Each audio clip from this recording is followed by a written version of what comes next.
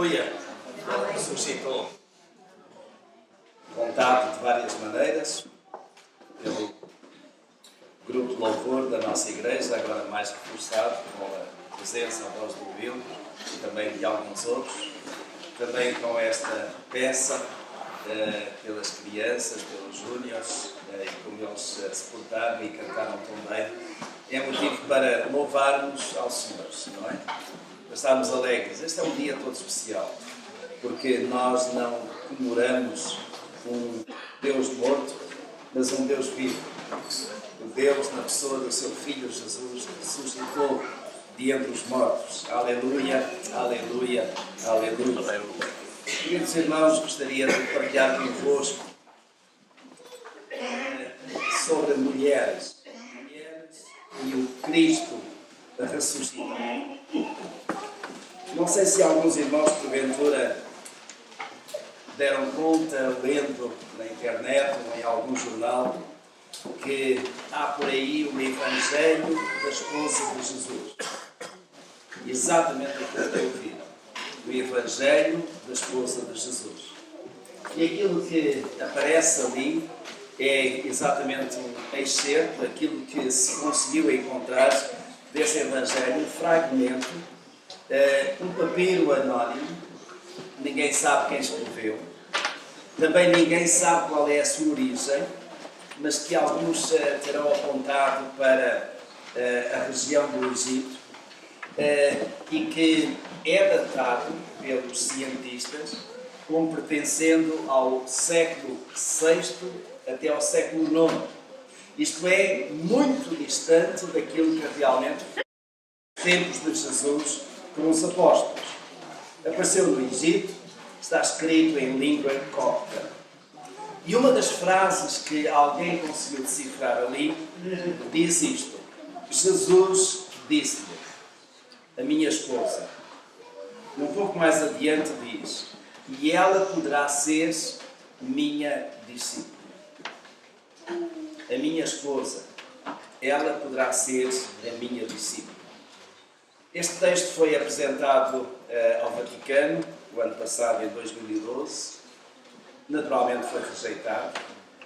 Mas quando há tempo da Páscoa, ele volta a circular, volta a aparecer. E a pergunta que nós fazemos é esta: quem seria esta esposa de Jesus? Não há nenhuma identificação do seu nome, de quem seja.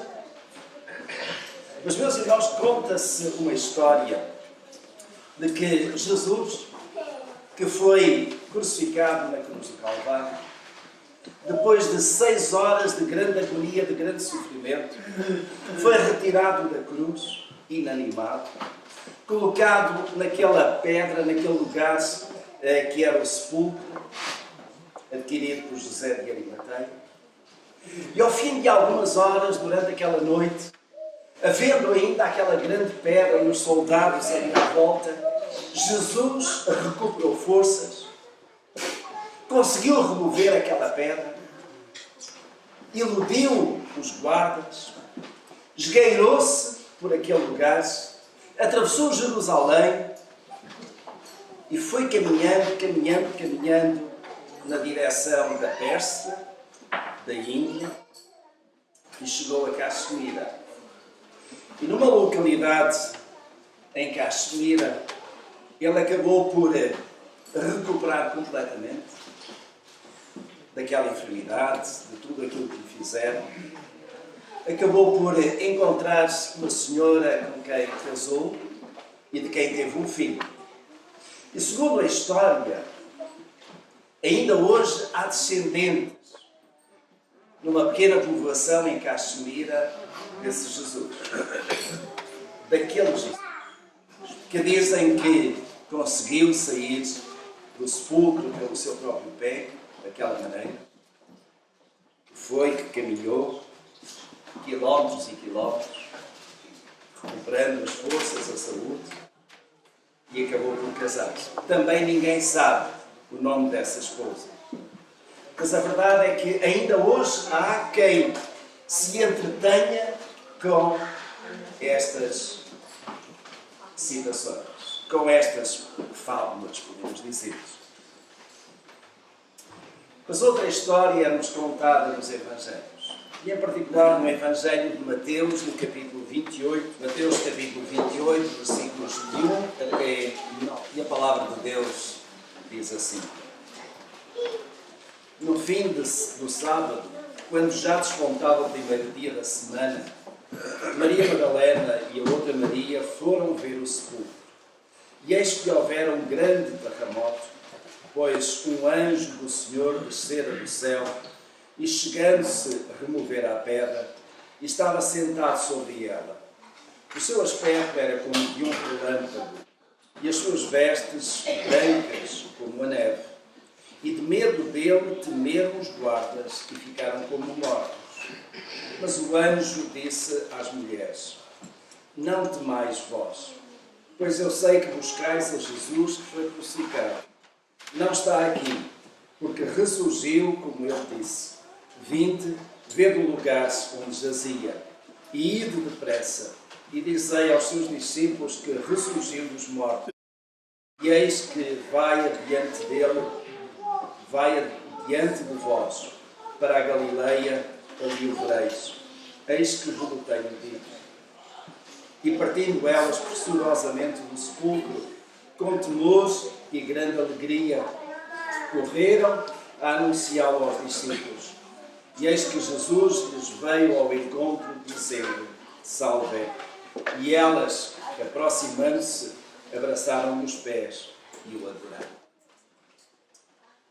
Gostaria de focar a vossa atenção para estas mulheres que estiveram no sepulcro nas primeiras horas do dia do domingo e que aqui, no caso do Evangelho de João, são mencionados pelo nome apenas Maria e a outra Maria. Maria Madalena e a outra Maria.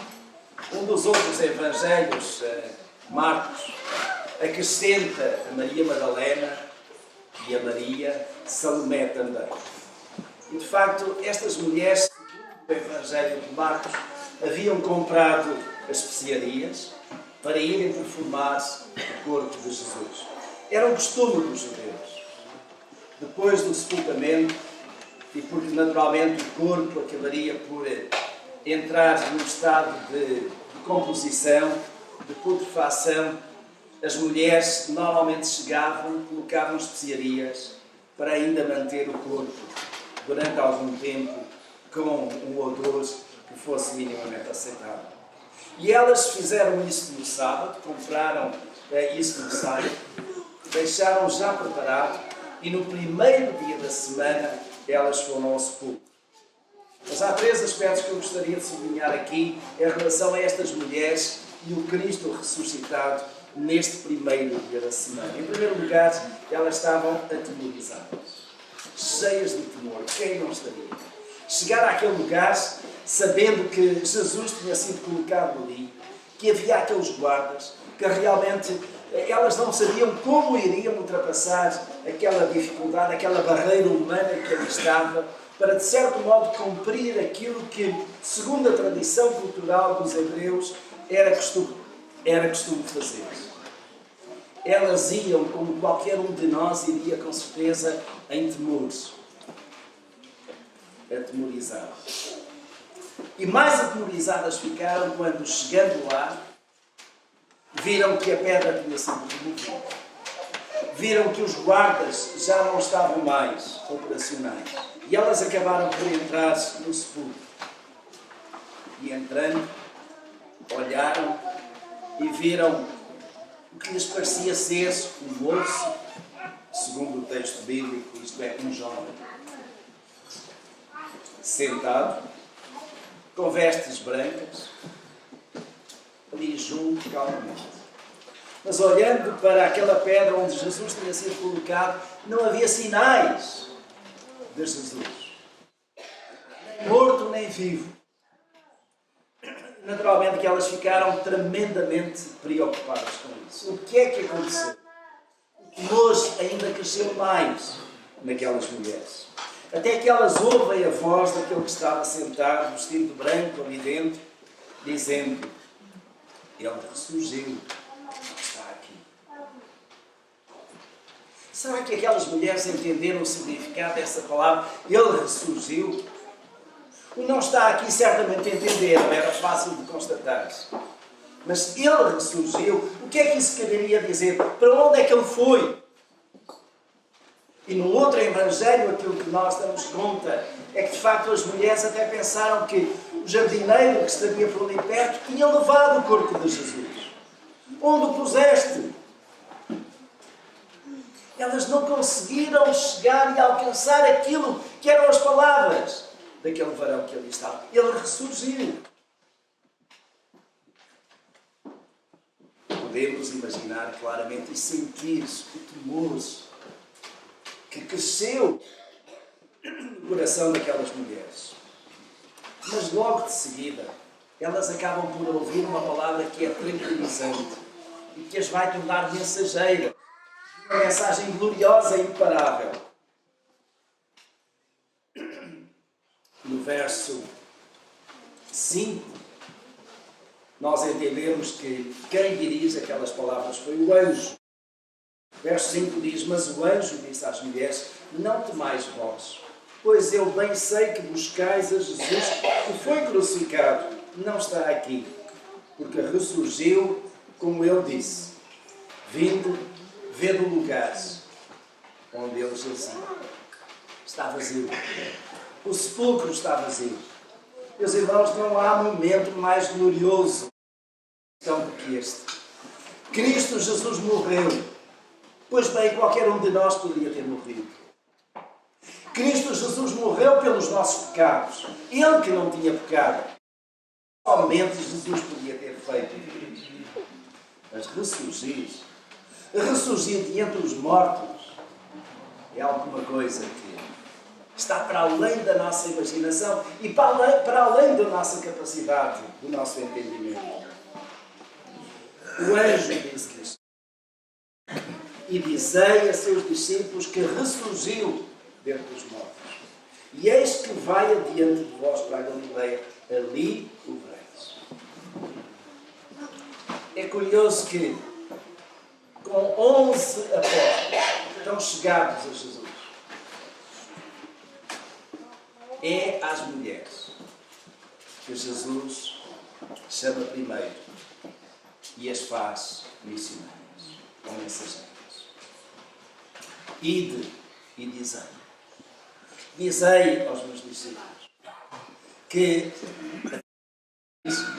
ou ir para norte de Jerusalém até a Galileia. A Galileia era sem dúvida um dos lugares favoritos de Jesus. Foi lá que ele fez muitos milagres. Foi lá que ele de facto pregou o sermão da montanha. Foi lá que Jesus, sentado, aliás, de pé sobre as águas, quando os discípulos estavam a naufragar-se, acabou por fazer aquela caminhada sobre as ondas. E até convidou Pedro a ir ter com ele. E Pedro saiu do barco e começou a caminhar sobre as águas. E enquanto Pedro manteve os olhos em Jesus, ele continuou a caminhar-se. Mas quando começou a olhar à sua volta, a sentir a realidade das ondas, da tempestade, do mar, começou a olhar à sua volta, ele começou a submergir. Há pouco o grupo Louvor cantou. E ainda que o mar se revolte, ainda que haja tempestades à nossa vida, ainda que haja o açoitar do vento e das ondas, nós sabemos que podemos lançar a nossa mão e segurar na mão de Jesus. Ele retira-nos do buraco. Ele retira-nos do fundo do poço. Jesus queria ter essa palavra com os discípulos, restaurando-lhes a fé, procurando que eles realmente pudessem recuperar a confiança, deixassem para trás o temor, deixassem para trás também a negação de Pedro, aquilo que ainda estava tão forte nos discípulos, daquilo que eles viram, daquilo que presenciaram, daquela morte horrível de Jesus. Ide à Galileia. Sim, meus irmãos, os discípulos precisavam de ver Jesus. Não apenas porque entre eles havia um chamado Tomé, que nós bem sabemos, que não conseguiu acreditar que este Jesus tinha ressuscitado enquanto não o viu. Ainda que ele até quisesse, enquanto eu não colocar o meu dedo nas suas chagas, enquanto eu não apalpar as suas feridas, eu não crearei. Sim, meus irmãos. Indo os discípulos à Galileia, Jesus iria ter a oportunidade de restaurar as dúvidas, de restaurar a fé. E estas mulheres foram as mensageiras. Isso mesmo. Mas elas não foram apenas mensageiras.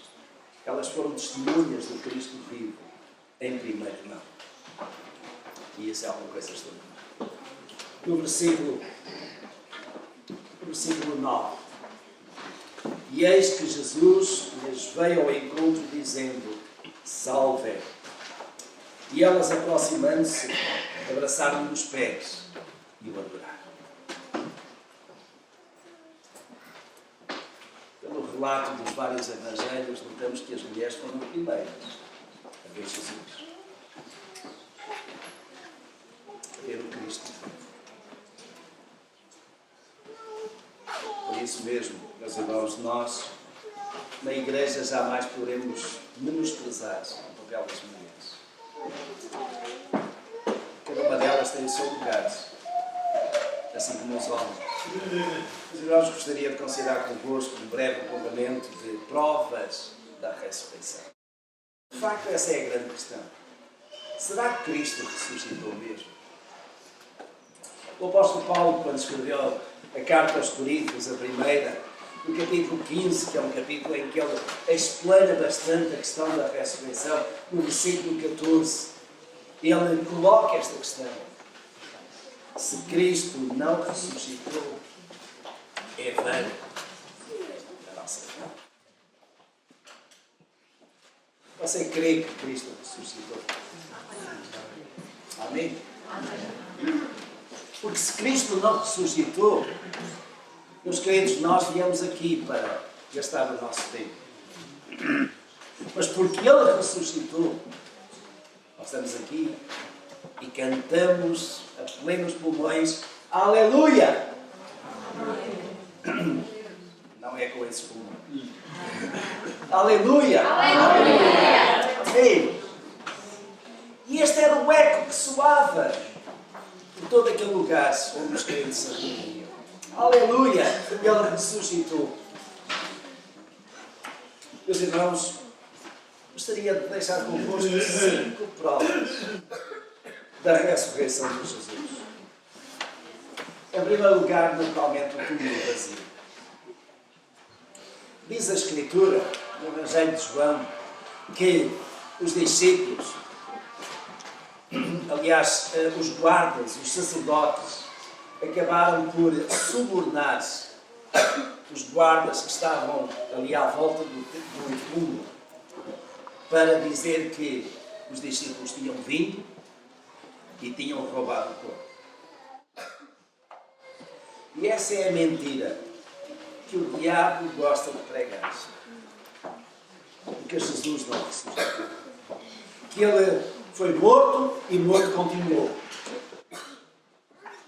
Mas irmãos, nos dias de hoje ainda há muitos que rejeitam a ressurreição de Jesus. Mas o túmulo vazio está lá para provar.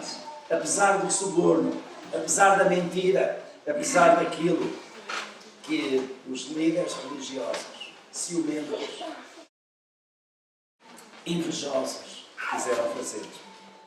Em segundo lugar, a segunda prova é que o corpo dele, o corpo de Jesus, era um corpo diferente. O corpo ressuscitado não era mais aquele corpo sujeito à dor, aquele corpo sofrido, aquele corpo ensanguentado, aquele corpo que ia dar de passo ter fome e sede, que se cansava, aquele corpo que até foi morto. O corpo ressuscitado Era um corpo vitorioso. E um corpo que, segundo aquilo que nós encontramos no final dos Evangelhos, foi capaz de entrar numa casa, num lugar fechado. Podemos dizer até fechado às 7 chaves, usando essa expressão, no sentido de estar bem trancado, porque os discípulos estavam lá dentro, cheios de medo, daquilo que fizeram a Jesus, pudessem fazer a eles também.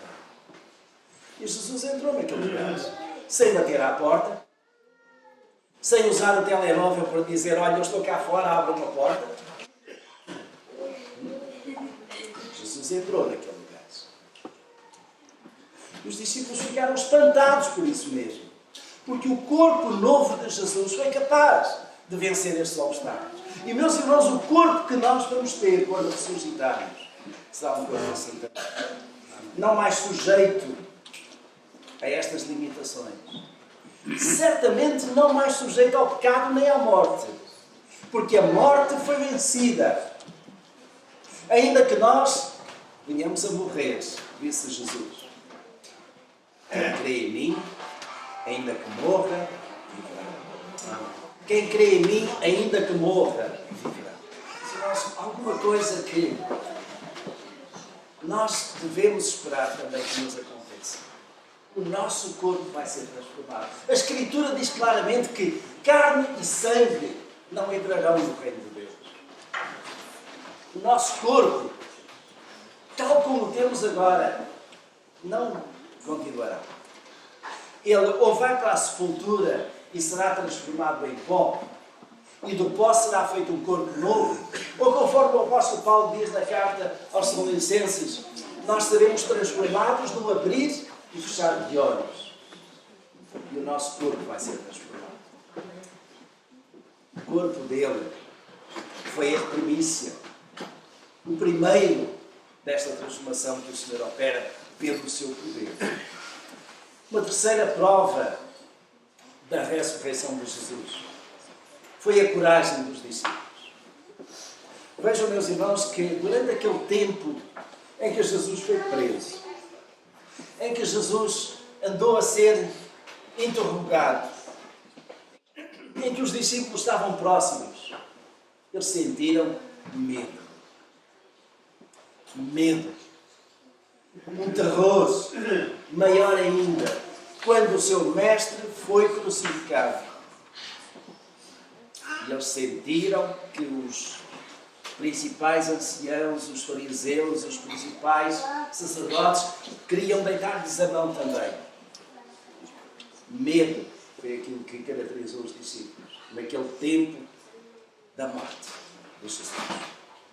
Mas agora, quando Jesus aparece, quando Jesus tinha dito a Maria e a Maria Madalena, ide ter com os meus discípulos, dizei para eles irem à Galileia, porque lá os verei, quando eles foram vistos. O seu medo foi metido num saco e deitado fora. Por isso mesmo, meus queridos, nenhum de nós pode ter medo. Nenhum de nós, por exemplo, pode ter medo da morte. Será que você tem? Eu sei que alguns dirão, e eu concordo, eu não tenho medo da morte, mas tenho medo do sofrimento, não é? O sofrimento, às vezes, é doloroso, é angustiante. Mas medo da morte para o crente é alguma coisa que não pode existir. Porquê? Porque para além da morte há vida. Porque para além da morte há o ir ao encontro do Senhor. Os discípulos não tinham entendido isso. Mas quando estiveram na presença do Cristo ressurreto, então as suas dúvidas e os seus medos passaram. E de medrosos que eles foram, passaram a ser corajosos, determinados, prontos para realmente dar a sua vida pelo Mestre. E meus irmãos acabaram por ser perseguidos, torturados, muitos deles, até à morte. Ainda esta semana li numa revista que é A Vida dos Mártires, testemunho de alguns na Nigéria, no Nepal, na China, no Vietnã, nas Filipinas, alguns crentes no meio de islâmicos, no meio de hindus, que acabam por ser perseguidos por causa da sua fé, são levados à morte, espancados barbaramente. Mas eles dizem: nós não negaremos o nosso Cristo. Não negaremos a nossa fé em circunstância alguma. Uma quarta prova da ressurreição de Jesus é a aparição que ele fez, vivo a muitos. Diz a Escritura que apareceu a mais de 500. Será que havia ali uma doença visual coletiva, de tal modo que muitos viram aquilo que não tinham nada para ver?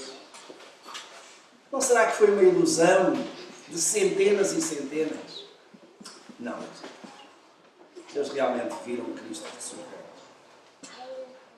Mas mesmo que apenas algumas centenas tivessem visto Cristo, há outra prova que atravessou os séculos e chega até nós. É a transformação de vidas. Muitas vidas foram transformadas naquela altura. Uma das vidas que eu reputo como sendo de grande exemplo é a vida de Saulo de Tarso. Saulo decidiu perseguir a igreja. Saulo decidiu pôr fim àquela seita. Saulo decidiu acabar com esta nova igreja, ou com esta nova religião do cristianismo. E Saulo estava tão determinado a pôr toda aquela gente na prisão e dar cabo deles, que, de uma vez, quando ele está a caminho de Damasco, com cartas dos principais sacerdotes para ir atrás dos cristãos que tinham ido para o norte da Palestina, naquele caminho, Saulo tem uma visão extraordinária. É a visão do Cristo ressuscitado. E naquela caminhada que Saulo faz, ele ouve estas palavras: Saulo, Saulo, por que me persegues? Ele nessa altura percebeu que aquele a quem ele estava a perseguir, afinal já não estava mais na sepultura. Afinal, aquela mentira que foi anunciada de que os discípulos vieram e roubaram o corpo de Jesus e o levaram, que ele não ressuscitou coisa nenhuma, era uma falsidade. Saulo percebeu claramente isso. Mas ele é um entre milhões desde aqueles tempos. E eu pergunto: não há aqui também quem tenha sido transformado pelo Cristo ressurreto? A sua vida não foi transformada? Amém? Está feliz por isso? Valeu a pena? Foi assim tão difícil crer que Jesus Cristo morreu na cruz do Calvário por causa dos seus pecados e pelo poder de Deus ao terceiro dia ressuscitou? É assim tão difícil partilhar isso com os outros que estão à nossa volta? Quando alguém pergunta: dá-me uma prova de que Cristo ressuscitou, vocês podem dizer: podem? Quem pode? Aleluia! Ele ressuscitou, Ele transformou a minha vida. Eu não sou mais aquilo que eu era. Esse é o melhor testemunho que você pode dar. Testemunho abonatório, porque é um testemunho verídico. É a sua própria vida. Cristo transforma vidas ainda nos dias de hoje. Sejam homens, sejam mulheres a anunciar isso. Ide, anunciai que Cristo ressuscitou. Ele é verdadeiramente a nossa paz. Eu gostaria de dar a oportunidade a alguém que está aqui no nosso meio, que ainda não pôde levantar o braço há pouco, dizendo: eu sou uma prova de que Cristo ressuscitou. Eu sou uma prova de que Cristo transformou a minha vida. Onde você está? Eu vou pedir que neste momento feche os seus olhos. Aliás, vamos todos fechar os nossos olhos. vamos ao nosso Deus. Quem já aceitou Cristo Jesus pela fé? Quem já se dispôs a segui-lo? Quem já experimentou e continua experimentando esta transformação que Cristo opera? Dê-lhe graças nesta altura. Diga, Senhor, muito obrigado. Mas muito obrigado mesmo pela salvação tão preciosa. Pela minha vida que Tu tens transformado, tens mudado. Mas eu vou pedir àqueles que estão no nosso meio que ainda não experimentaram isso. Ainda não aceitaram verdadeiramente o Senhor Jesus como seu único e suficiente Salvador. Quero dar a oportunidade para que o façam aqui. Não deixe passar este dia, é um dia especial. Mas mais do que ser um dia especial de calendário, pode ser um dia especial da sua vida. O dia em que faz mudar todas as coisas. O dia em que o seu nome é escrito no livro da vida para toda a eternidade. Porque, na verdade, aquilo que nós encontramos na Escritura é que quando nós recebemos Jesus, Deus dá-nos o poder de sermos feitos filhos de Deus aos que cremos no seu nome. Foi isso que João escreveu no seu Evangelho, no capítulo 1, verso 12. Anote na sua mente. E não esqueça, porque é isso que pode mudar a sua vida. Receba Jesus como seu Senhor e Salvador. Como aquele que morreu na cruz do Calvário por causa dos seus pecados. Aquele que verdadeiramente quer transformar a sua vida. Não há outro. Não há mais ninguém com esse poder. O lugar onde está, se este é o desejo do seu coração, vou pedir que levante o seu braço. Eu quero orar por si de uma forma especial. Amém. Como é o seu nome, por favor? Telma. Selma. O Senhor abençoe-se. Já vamos orar pela Selma. Alguém mais no nosso meio? Alguém mais aqui que diz no seu coração: eu recebo Jesus como meu Senhor e Salvador. Eu quero entregar a minha vida nas suas mãos. Alguém? Vamos ficar de pé, vamos orar.